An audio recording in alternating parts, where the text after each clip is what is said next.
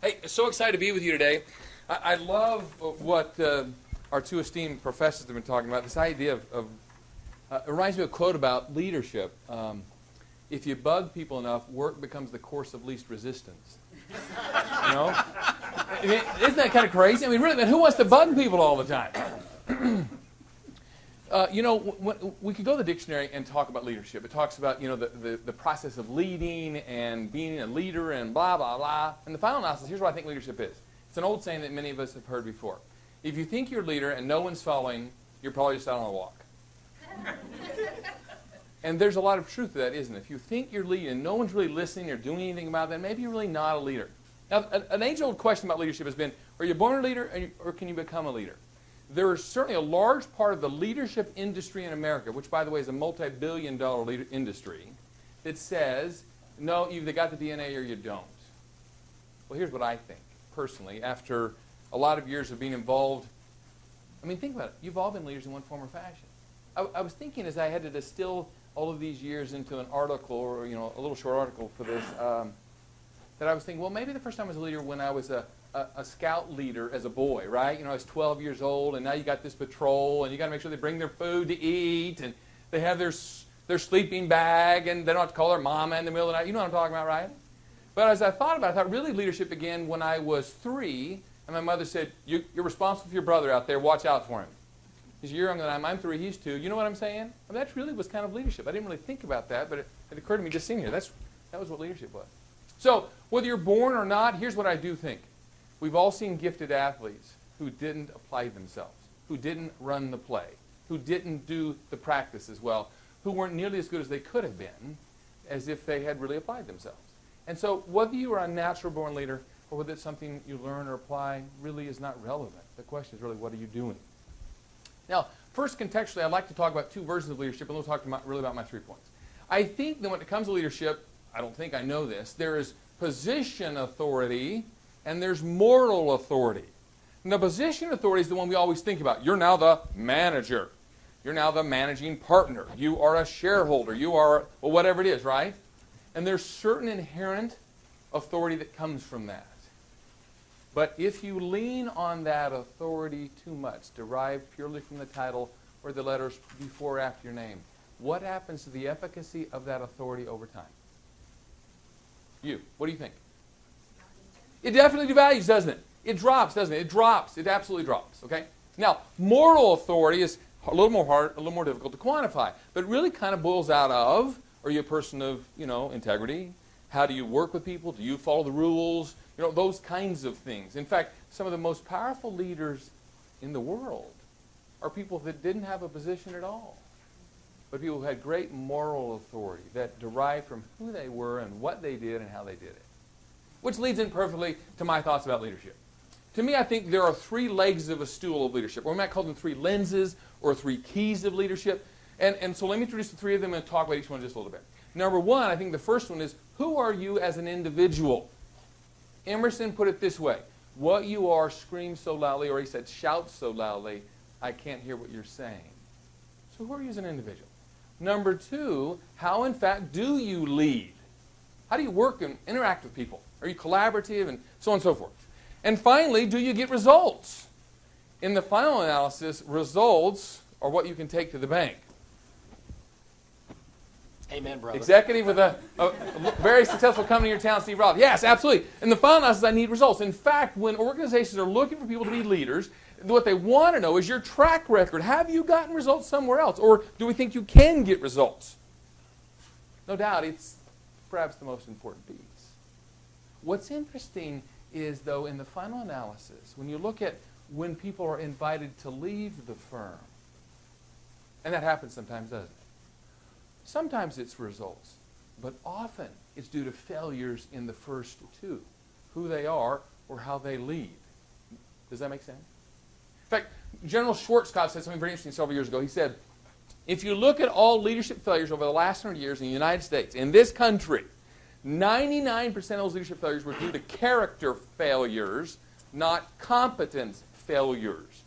And we go through the litany of names, Kenneth Lay, Dennis Kozlowski, Nixon, President Clinton. I mean, the list goes on. I don't want to be upset here, but invariably, The vast majority of the leadership failures, the grand leadership failures, have been character failures, not necessarily results.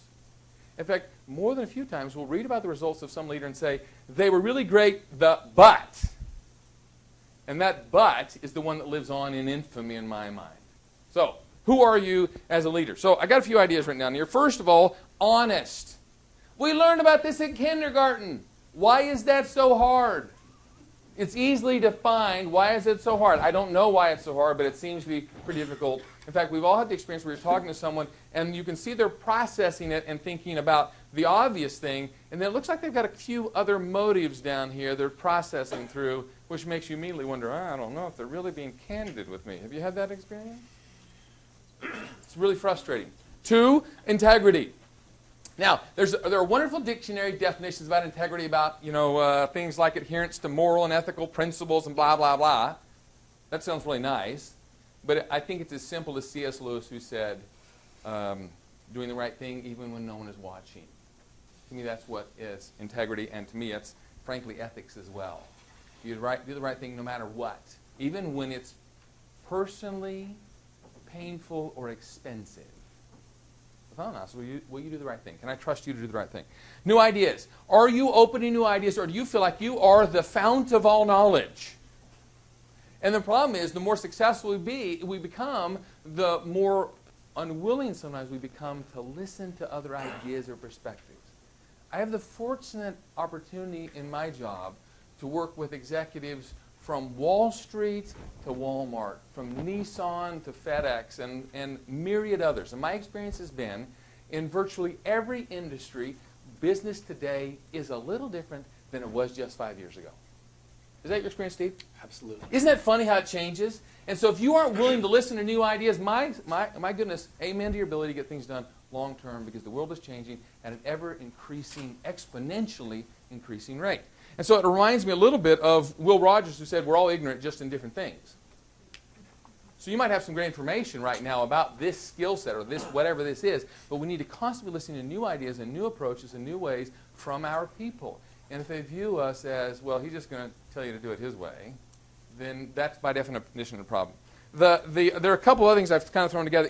Are you innovative, resourceful, agile? Are you those things? Alvin Toffler said it very interestingly a few years ago. He said, the illiterate of the 20th century will not be those who cannot read and write. The illiterate of the 21st century will be those who cannot learn, unlearn, and relearn. And by the way, I find that to be the case for a guy that finished MBA school almost 3 decades ago. I was 12. The world has changed. And with the son in business school now, it's like, oh my word, wow, that's kind of crazy what you're doing now. That's really interesting stuff, okay? And finally, passionate, positive, upbeat. Are you those things? Are you passionate? Are you excited about what you're doing and why you're doing it and where you work and what you're doing? And do people get that from you? Seneca, that Roman philosopher, said that luck is when opportunity meets preparation.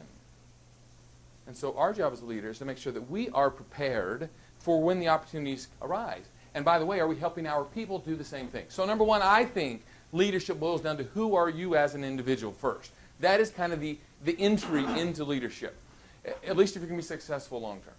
Now, the second one, how do you lead, I think is another take on kind of the same thing. How do you interact with people? How do you work with people? How do you treat people? I was watching a funeral several years ago, and this leader of a huge international organization was described this way by one of his deputies at his funeral. He treated the King of Spain and the housekeeper at the hotel the same. To me, that was really impressive. That's become a kind of mantra in my home. Are you treating everyone the same? I mean, equally good? Or are you deferential to these people who can do something for you versus the person who maybe at the moment is serving you? I think this idea of servant leadership is not all that new, and yet seems to be inherently new, and yet some people don't think about that in any way, shape, or form, I'm afraid. It's more of, I have this position, I am the boss, you will do it this way, or whatever else they might want to say. I love this idea of coach that Lane just talked about. I think a leader's part coach, part cheerleader. A coach to me is someone who helps them get skills and helps them perfect skills. A cheerleader is one who continues to look at what they're doing well and cheering them on. My experience with people that have worked with me and for me over the years and other organizations I've worked with is that very rarely are people not aware of their failings. Very rarely are they not aware of what they need to do differently. At the moment, what they really might need is more of a cheerleader who's going to, hey, you can do this, you look at this and this and this, and remind them of their successes and the results that they've gotten in the past. And yet it's so easy, I think, to get so fanatically focused on the results that we're looking for that we forget the only way to get results is through people. People doing the work. It always boils down to someone doing the job. So as a leader, am I helping get that out of them? You know, Stephen R. Covey, the founder of the company I work for, said, leadership is to, I'm going to get the two words he said, is to communicate people's worth and potential so well that they begin to see it in themselves. When they are with you as a leader, do they feel that they have greater ability to do it or less ability to do it? Here's what I know for a fact. If you are the quintessential tantrum-filled leader who leads because of position of authority and by diminishing people and so on and so forth, who will always leave? The best or the worst? The best will go because they can find somewhere else. And they will leave you, maybe not quickly. They may give you many, many shots, but they eventually will leave. And what you are left with is the people who, for whatever reason, have chosen to stay by your side. In some cases, it's just because they have this great personal integrity of supporting you no matter what. In some cases, it's because they're just afraid to go anywhere else. They're frightened of the change, and they're not going to go somewhere else. And so what we, in essence, have done, in many cases, have run off our best people, which is, I don't know about you, but not what my firm can afford to do, and I don't know many others that can. The other thing I'll say about this is trust and collaboration. Trust is one of those things that I find people rise to the level of trust that you give them. Now, we're not saying be dumb and trust everyone to do everything. You've got to have smart trust. And there are all kinds of things about that you need to consider. But my experience has been that people tend to rise to the level of trust you have in them. And if you think they can only do this, that's kind of what they're going to do. And some people surprise you every once in a while. But the fact is, people tend to rise to the level of trust that we give them. I love what Lincoln said. He said that it's better to trust people and be disappointed every once in a while than to go around distrusting people all the time and be unhappy all the time. I think there's a whole lot of truth to that. Again, smart trust, wise trust. And certainly there are people that you would trust to watch your dog that you wouldn't trust to run that big project. But there are also people that you trust to run that project, but you don't trust them out of your sight with anything that's going to affect how people view our firm. You know, you can do that project. We're going to watch it very assiduously to make sure that you do what you're supposed to. Collaboration to me is really a whole lot like being a conductor in a grand orchestra. We need the strings and the woodwinds and the brass and the percussion all to bring their part. And collaboration just isn't on your team. It's the way we work with other teams as well. Do people view you as a leader as someone that other departments can come to and that you're reasonable with and you want to work with and you want to collaborate with? Because the fact is, there is no product on the market, there is no university in the world that isn't a collaborative effort of lots of people doing lots of different things. When I think about that, I'm reminded of Dr. Robert Jarvik, a name way back in the recesses of your memory, who was the inventor of the first successful heart valve. He was being interviewed in Louisville, Kentucky for a leadership article many years ago. And in the interview, he got called out. His pager went off. Tells you how long ago that was. His pager went off. He got called out, and he said to the interviewer, "Hey, I'll be back in just a few minutes. But let me go just take care of this emergency." He said, "No problem at all." Within moments, there was a knock on the door. The door opened, and the interviewer turned to see this gentleman who was around. Is it okay if I come in and do this? Oh, yeah, sure. Come on in. I'm just talking to the doctor. And so he goes around straightening things, picking up trash, dusting some things, etc. And the interviewer thought, well, let me just find out what kind of leader Jarvik really is. And so he says to this man, "Sir, what do you do here?" And the gentleman turned, kind of straightened up a moment and said, "Dr. Jarvik, he and I save lives." Now to me, that is the quintessential example of collaboration, trust, and engagement. You don't get engagement by buying it.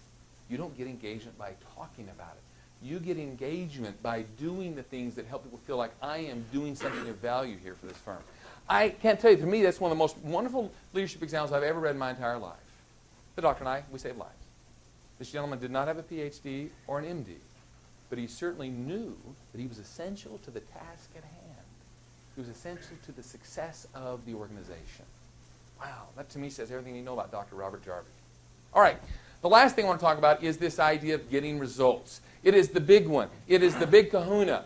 But if we don't do the first two well, the results will not last long term. And when it comes to results, I just want to talk about 4 ideas real quickly. And they are, an easy way to remember them is the word flee, like the little bug. Flee.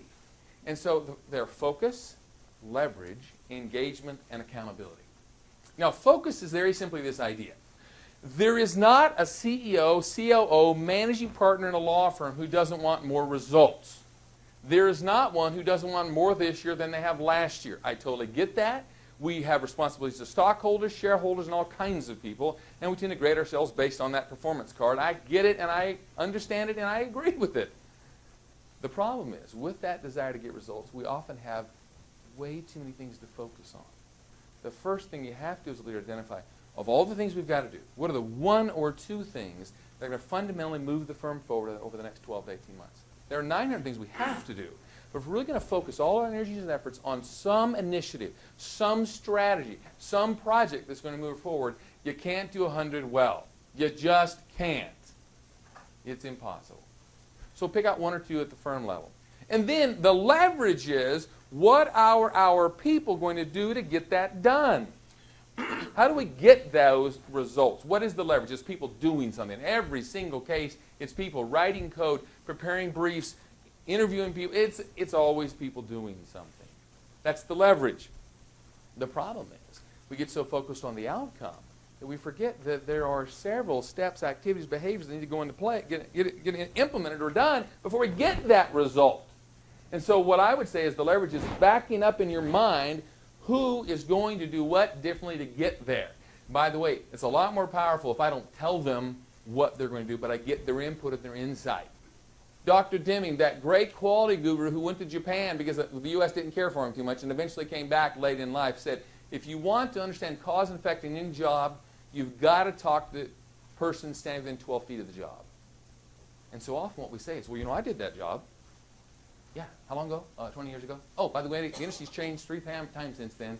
You can't even spell it anymore. Although they don't think they can because we're so brilliant. We've been doing this for so long. So leverage. Here's a simple example of leverage. If you'll excuse the simple example, I am a man now actually, who loves donuts.